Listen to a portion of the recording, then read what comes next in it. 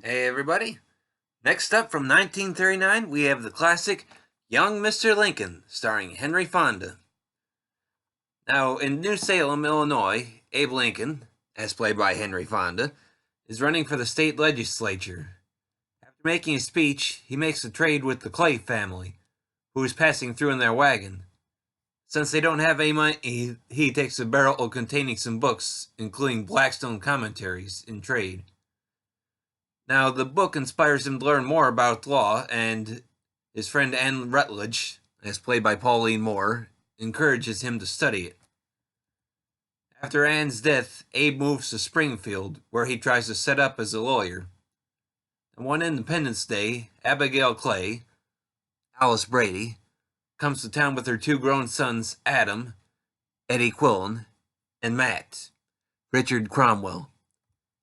Now that night, they both get into a fight with the deputy Scrub White, Fred Kohler Jr., who pulls a gun on them but ends up being killed by a knife.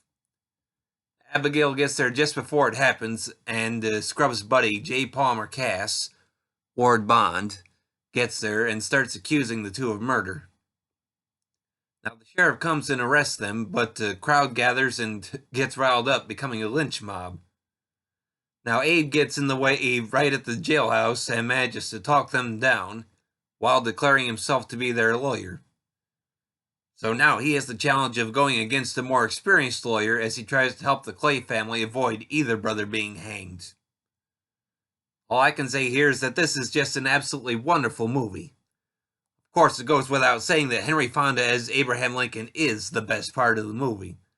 He just seems to fit the part, giving us a performance of a man who wants to learn, wants to do the right thing no matter what, and just does. His speech may be simple, but he is still smart.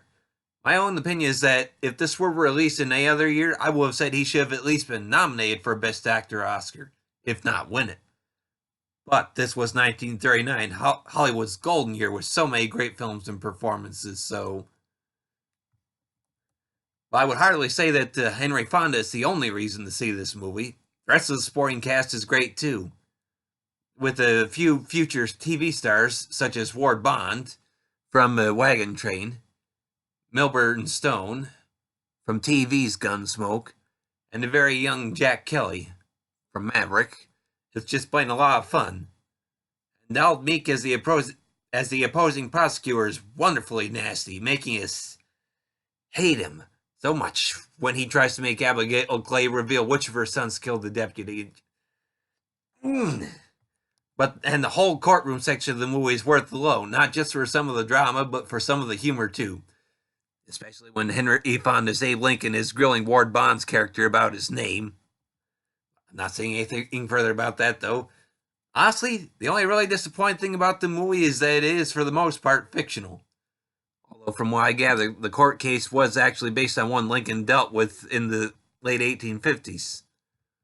Still, it's fun to see some of the various historical figures connected to Abraham Lincoln as they pop up here and there.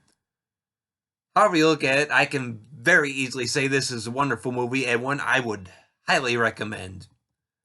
Now, this movie is available on Blu-ray and DVD from Criterion Collection and is 1 hour and 40 minutes in length. Well, that's all I have to say on this one, everybody. Thanks for listening, and I hope you'll keep coming back for more.